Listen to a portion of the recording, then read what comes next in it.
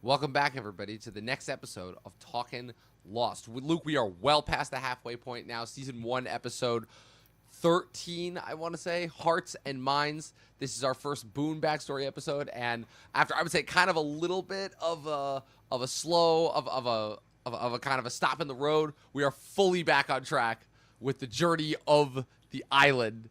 And we are joined today by a very special guest, somebody who may or may not be coming on the show more often. Another one of my various and assorted acting friends who I've pulled in over the last 2 years, Dora Finn's daughter. Welcome to Talkin' Lost. Woo! Thank you. Honored to be here. Yes, it's going to be a fun conversation to say the least. Luke, you have anything to say before we get this shindig started? Only that I'm every week I become more of a lost head, and this is just a pinnacle of that so far. Yes, diving down the rabbit hole, indeed. This is Talkin' Lost.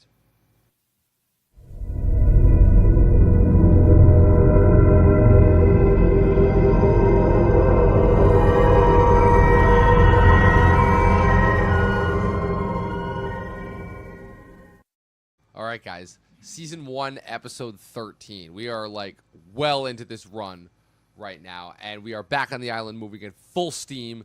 The one scene with Locke and Boone from last week's episode paid off because this time it is full-on digging up the hatch mode. We are fully into the hatch territory. We can mark this. We can celebrate this occasion because as longtime Lost fans know, the hatch was a source of mystery and intrigue for such a long period of time, especially given the gap of time between the end of Season 1 and the beginning of Season 2 with everything that they uncover.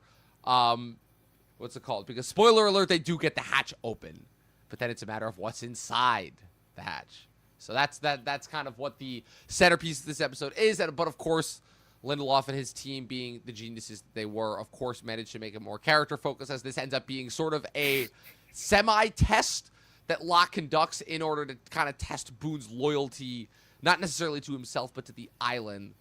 First and foremost, Luke, before we get this started, just what are your thoughts on where we are right now in our journey in discovering kind of what Lost is, I guess, at this point? Yeah, we are. It's kind of 50-50 because some of the characters are just trying to make do, like make food, like Jin. I called it last episode. Jin was fishing the whole time. Sun is making her farm. Hurley's also trying to fish. But then there's the other people who are trying to figure out where they are, who they are with. Your Saeeds, your Boone and Locke. So yeah, I'm more interested in what the hell is going on the island. So I'm more invested in that. But it's a nice compliment to each other, those two halves of the island. Yes, indeed. It is quite fascinating. And I like that this was in addition to also having, to me, one of the most compelling island arcs and kind of backstories as well. That's kind of a little bit more shallow, but at least as far as one of the most compelling island arcs. And I also like how this episode was kind of a check-in with everybody else on the island. You know, there have been some characters we hadn't been seeing the last couple of weeks, some characters that kind of been sidelined, some that were kind of pulling maybe a little bit more focus, not necessarily pointing to any recent episodes that we did, but yeah, I like how we kind of caught up with everybody. You know, we even got a little bit of Michael and Walt, who will be the focus of next week's episode when we wrap up November. And I like that because this is an ensemble show, and I like ensemble casts. They're one of the reasons why I love TV so much more than movies now, if I'm kind of being honest. But so, like I said, primary focus of this episode. Oh wait, real quick, Dora. Yeah. Wow, I'm so rude. I literally was about to go into the recap and then disregard you. I apologize for that. No worries. Dora, first time on the podcast. Yes. What were your thoughts just on this episode in general? And Yeah. as somebody who is also just dived into Lost headfirst. Right. Yeah. Give us your thoughts on just your journey so far. The journey so far was intense because I dived like deep in immediately and like binged it a bit, and there was knitting involved, and it got crazy. But no, yeah, I think I like what you guys are talking about in terms of in this episode, in terms of kind of seeing everybody's kind of finding their place, like socially within the tribe, like how they serve the tribe, and I like the one where Hurley kind of found his, like, with making the golf course and stuff. I thought that was really smart. That like they're also coming in on the human needs. First it was really survival based, and it's becoming more and more like, okay, there are also social needs, and then there's like long-term planning, and it's like, okay. Yes. So I'm enjoying that a lot.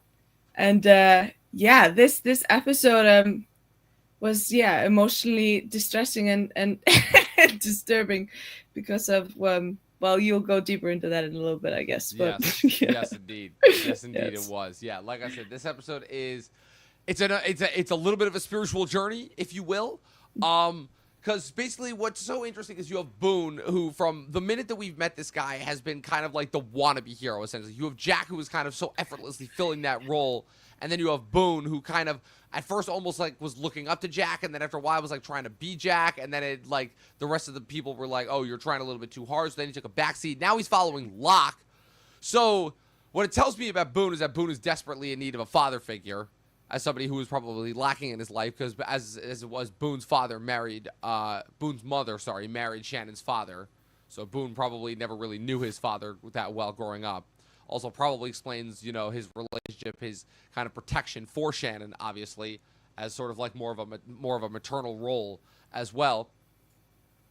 It's an interesting dynamic to say the least, and it's another one again. Luke and I have been talking about this for weeks now, in terms of how really each of these backstories helps add so much context to these characters and who they really are. And it shows that, yeah, not everybody necessarily was the best, but everybody was kind of going through something different. And, sometimes tragedy is not exactly, is different with certain sects of the populace. But what I do find interesting is how Boone is kind of being tested now on the island in a way that he kind of was not in the real world. Also, this episode is also notable to me for having the first interaction between two Islanders, Oceanic Flight 815 survivor members, in flashbacks before they got on the plane, as we see Sawyer being dragged into the police station where Boone is when he's trying to make the first official police statement against Shannon's abusive boyfriend. So I missed that. Maybe I wasn't paying attention. Yeah, it's a quick flicker you'll miss at moment, but Yeah.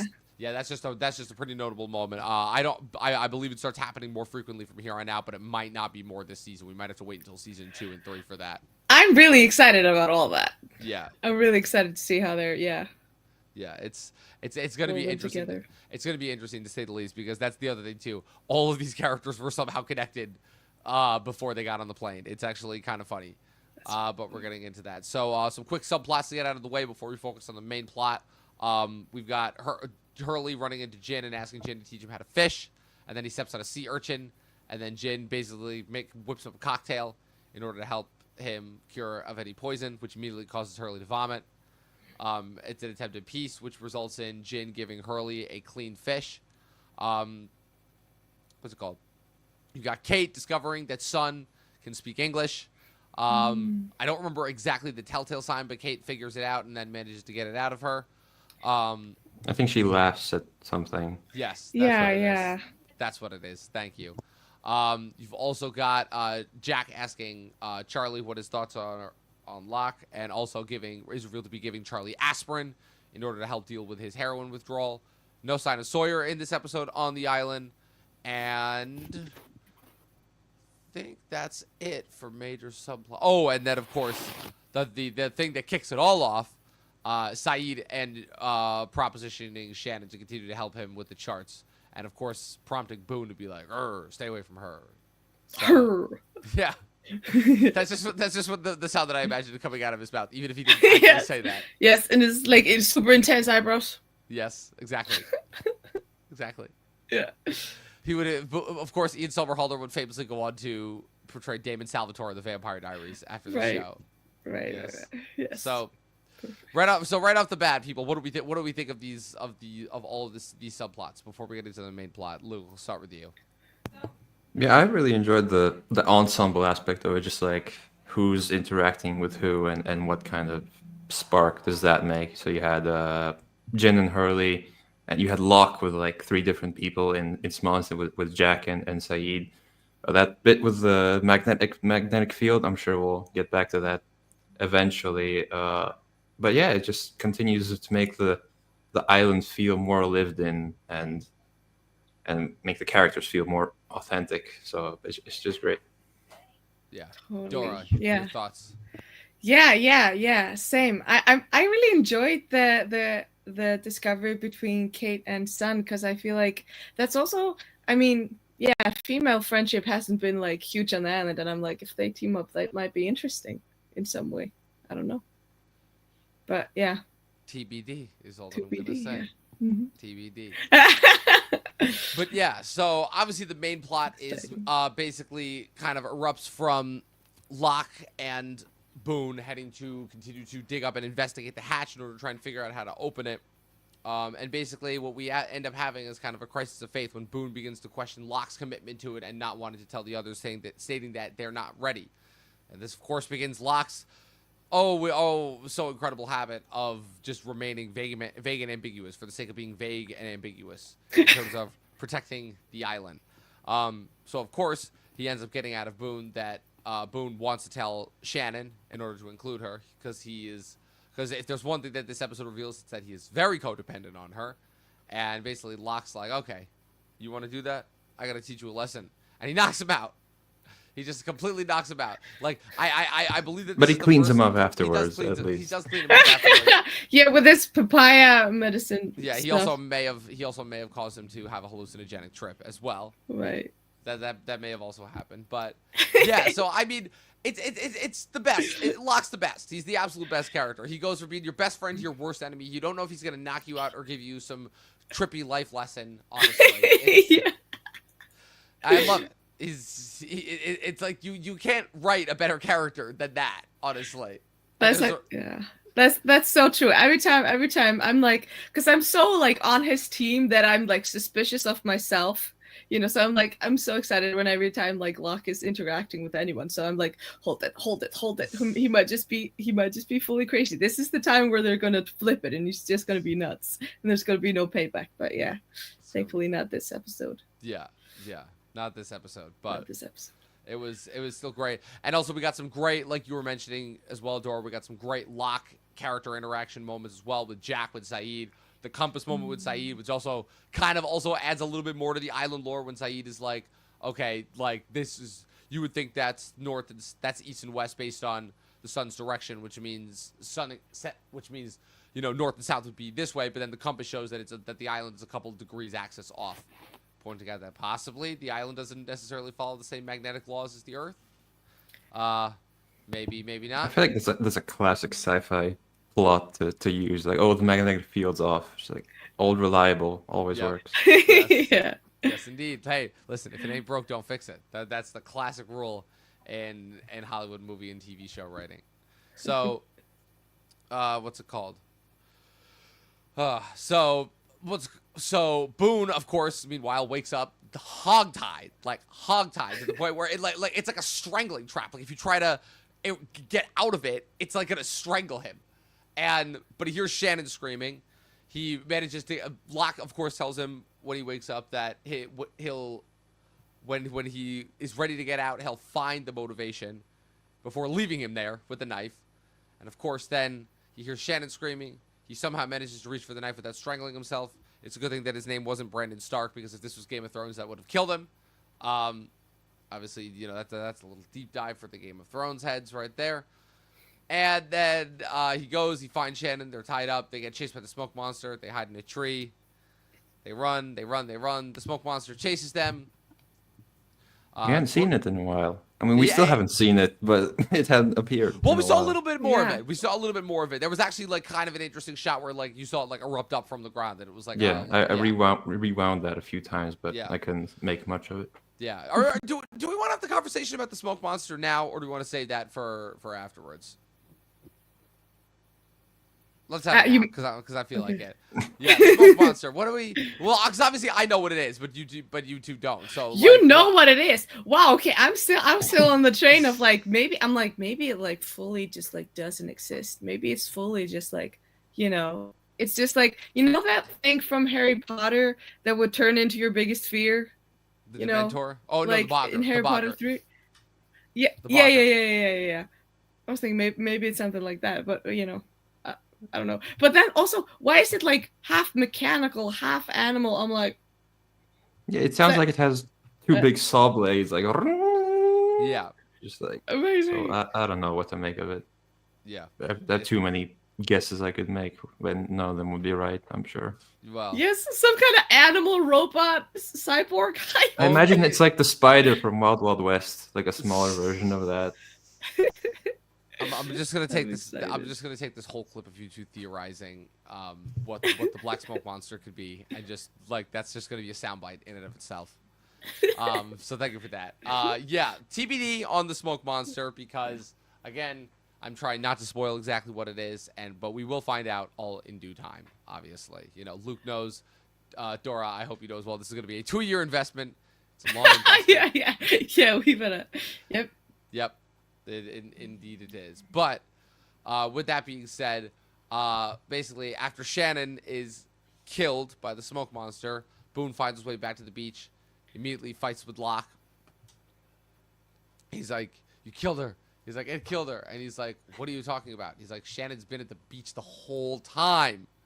And then he's like, "Why is That there no shocked blood on me. you?" Yeah, it's another classic switcheroo that Lost has become famous for and made very, very good use of in its first season. And I think Walkabout still holds the top spot, mostly because of how well they concealed that up until the end. But does this come close, if not surpass it, as far as classic switcheroos?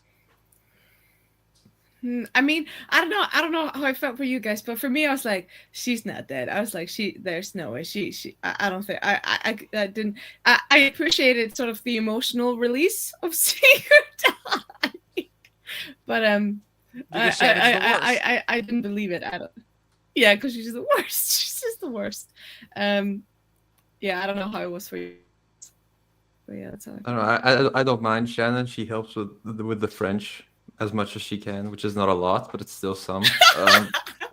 But I still don't know what extent the powers of the island and the smoke monster entail. So can they make you see things?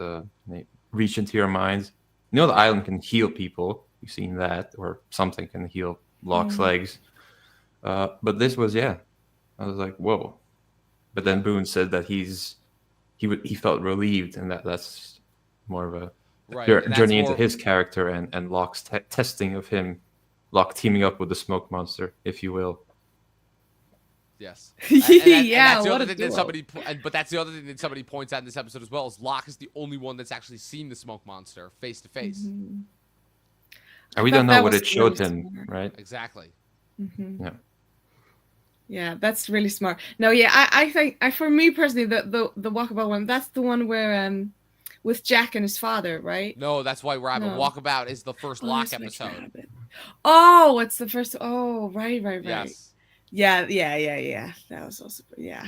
Yeah, we shall see, I guess. Yeah. Yes. It's exciting. Yes, indeed, we shall see. Obviously, as we continue through on to next week's episode. Like I said, these episodes go by. They're fast. They're furious. They're fun.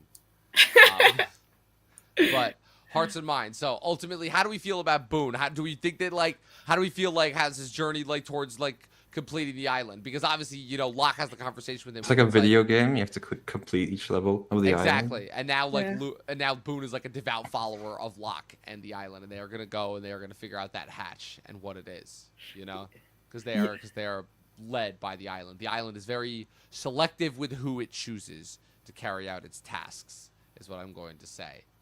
I'm sure Boone will not be the last of Locke's disciples, as there's that scene with Charlie and Jack where they're talking about Charlie's like, hey, Locke's the only one who can really get us out of this. Like, so I think there's some more sprinkles of what might come next. So indeed. And like you said, the man of science versus the man of faith. So yes, I'm looking forward to see that develop. Yes, indeed. And that's the other thing too. The seeds of that are there in this episode as well, with the conversation with Jack and Locke when they're sitting on the beach. You know, because it's kind of like that source of tension. Because obviously, once Jack discovers like kind of Locke's methods, he doesn't necessarily agree with them. You know, so Oh man, yeah, good episode. Really, really, really good episode. We're back on track. Next week, like I said, we've got a Michael-focused backstory next week. We're getting his only one this season, but it's gonna be fun. Dora, your first time on the podcast. Congratulations, Dora. You've been doing a lot this week. You've been doing some stand-up. You've been podcasting. You've been doing it all, man. How do you feel? Yeah, I feel excellent. Hold on, wait. The I caught only the end of it. The song went out. I just. Oh no, we're losing the connection. She might have set up connection on the island. Oh no, there we go. Yeah, I'm We- back. we had a- Yeah, okay, I mean, we- it's been. Yeah, wait. What did you say? Oh no, you go. Okay. Yeah, no, yeah, it's been really fun. Yeah, exploring new realms, imaginally, and out here in the city, I've enjoyed it thoroughly. I would not be watching Lost if it weren't for you, Dom. So this is very interesting to jump into this. Yes. Yeah, well, I don't it's think gonna it would be- have naturally come my way randomly. Yes. So I appreciate it. Well, it's been awesome having you on, Dora. If you have any social medias that you pleasure. would like to plug on here, Oh sure. I mean, I'm Instagram Dora Fins, and I think that's it. yes, Dora Fins. We're gonna work with that. That's gonna do wonders for you. You're gonna go far, is what I'm gonna say. Luke, as always, like I said, a fast episode, but a worthwhile one. Yeah, I feel like we make more out of the not so great ones. We just find ways to make them better. With the great ones, it's just like great. Ones, Yeah. Yeah, they're great. It's like, what else can we really say, honestly? So, yeah. So, Luke, how are those end of the year lists going? Any- Gladiator 2 has entered the top 10. All right. Just about. It's basically the first one again, but not as good. With better effects, because it's like the budget's probably 6 times bigger. Right. Uh, Yeah. and Arcane is the best thing ever. Arcane made. is the best thing ever. It's Like- so good. Like I'm watching, like when you film something, you're like, hey, okay, move. And I'm watching it, I'm like, okay, they have to move it manually, everything. But it's animated and it looks amazing. insane. The characters are It's and only actually 3 more insane. episodes, so Oh, it I should be know. great. it's so sad. I purposefully saved them so I could like watch each episode during a day of the week because I'm like I need like time to process this because it's So you've not watched the Not last yet. 3? not yet. Oh man, Yeah, they're I know. good. It's really good for what I've seen. It's like shit. I know I said nothing was beating Shogun, but that was before I saw this. Dora, have you seen Arcane? I haven't seen any of it. I only watched the trailer because Dom sent it. Yeah. But looks really cool and aesthetically like stunning. Yeah, Yes. It's, Like, oh, just man. art. It's Fully, yeah. it might be the best thing ever made. It might be the best thing ever made. I can't believe I'm saying that. It might be the best thing ever made. Certainly one of the, if not the best Yeah. animated thing ever made. It is that good. But Luke, what's it called? Any more top 10 info you can share with us before as far as how those are coming down? I still have some things to watch. So, like the Brutalist, we're not getting that, so I don't think that's gonna make it in, and some other awards movies. But either way, there's enough fun movies that I can make good segments out of. So Yes. look reviews on YouTube. Yes. I already made the thumbnail with Dune in it. All so right. All right, now we're talking. And of course, guys, you know what to do. Follow me at Movie Nerd Reviews, at Official Talkin TV, podcast across all platforms. Subscribe if you're watching us on YouTube. Follow us on Twitch. This episode will be available on Spotify and Apple Podcasts. And as always, for myself, from Luke, and from Dora, welcome to the show. Welcome to the circus. 12 seasons in a short film, and watch more fucking movies. And in this case, Lost. We'll see you guys next week.